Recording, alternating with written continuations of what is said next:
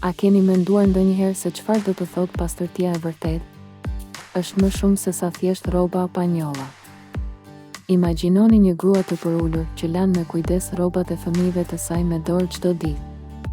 Pavarësisht ujit të pakët dhe sapunit të thjeshtë, rrobat e familjes së saj ishin gjithmonë të pastra në mënyrë të përsosur.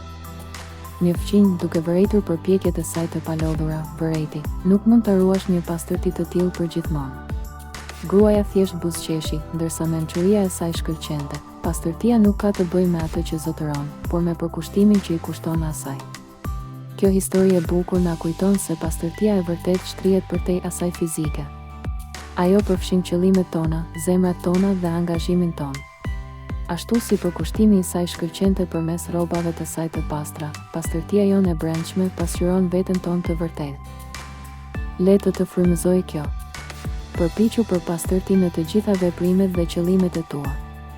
Ndaje këtë mesazh përkushtimi dhe pastërtie të brendshme me të dashurit e tu sot.